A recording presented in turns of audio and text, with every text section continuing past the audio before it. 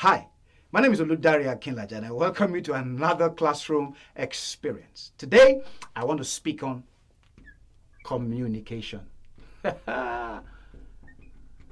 This word has been used a lot, and some people either to their advantage and some others to their disadvantage. But one of the things I must say today is, no matter where you find yourself or no matter how interested you are in this topic, communication is consistently happening.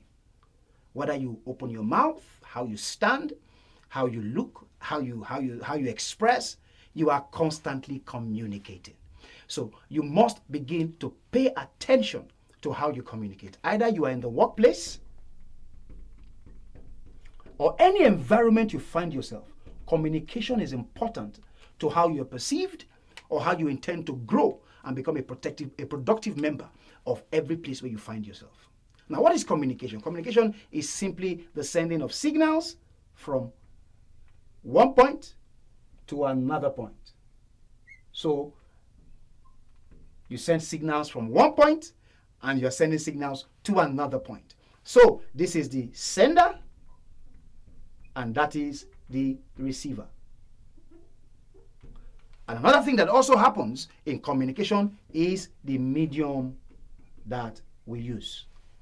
So if you picture this small graph or this small picture that I have made here, you will understand that we are consistently communicating. As I'm communicating to, as I'm in this session with you now, what you're hearing is my voice. So I'm communicating. You are looking at my hand. You're looking at my body language. You're looking at the things I'm writing down. Just imagine if you are watching this video and all you could see was my mouth moving, and you are not hearing any sound. How would that look like? Would you enjoy it? So we are consistently communicating whether we like it or yes. Okay? So you are a sender, you are transferring it to a medium, and you are taking it to a receiver. But there's also a vital part of these interactions that we must speak about today, and that is the feedback that you get. Because whoever receives that information, whoever receives that signal will always give you a feedback. So if you're in a workplace where you live, where you have loads and loads of people from different backgrounds with different biases, you must understand how to communicate and how not to communicate. Because we also have types of communication before I get into the other part. The types of communication could be verbal, which I'm doing now, or could be non-verbal. Non-verbal kinds of communication could be me. Imagine if I was talking to you with my hands looking this way. How would you feel? I was speaking to you and there was no sense of excitement on my face as I was communicating this, and I had a smug, straight-looking face. How would you be able to interact with what I'm talking about? So communication is a very, very powerful tool. Communication has gained people friendships. Some people have also lost friendships because of communication. It's something we must pay attention to. So verbal communication here means verbal communication could be sounds being made, could be talking. Verbal communications could even be instruments. But verbal communication means sound is being made. Sounds are being communicated. I'm sure if you are someone who enjoys National Geography, you watch some animals even communicate with sounds. But non-verbal communication could be how you dress. So when they always tell people, be careful how you dress, because your dressing is communicating something. And that's why certain institutions and businesses have their dress codes, because you are constantly communicating with how you appear.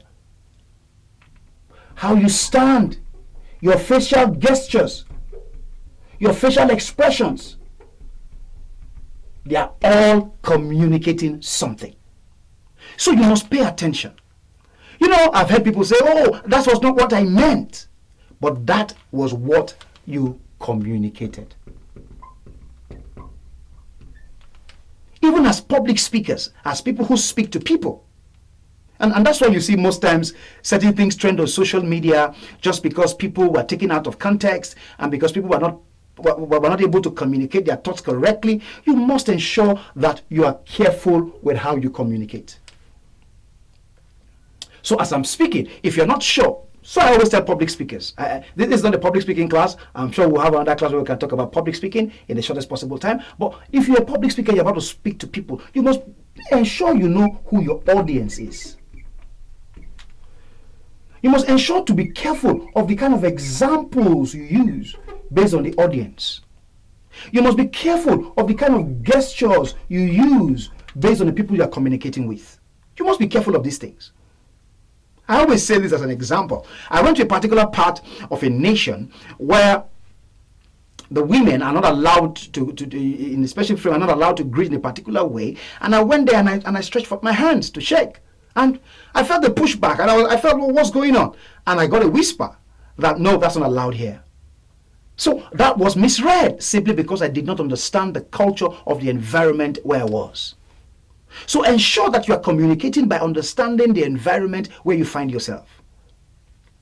There are certain hand gestures that in some cultures could mean validation, while in some other cultures it could mean insults. You must understand these things as you move through life as a business person, as you move through life as somebody who wants to build businesses or do things at a global scale and interact with different forms of people. You must ensure you are building your communication skill.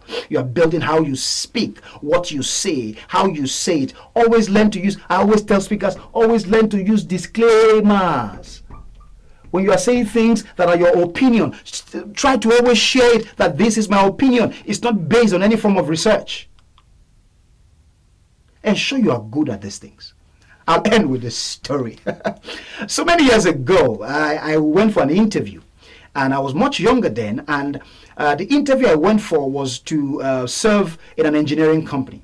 And so when I went to the interview, I always tell people jokingly that one of the things and mistakes you will ever make is to give me an oral interview. Oh no, I'm going to floor anybody who gives me an oral interview. So the man gave me an oral interview, and when I was done, I floored him and I wowed him. I'm like, wow, you must know this job very well.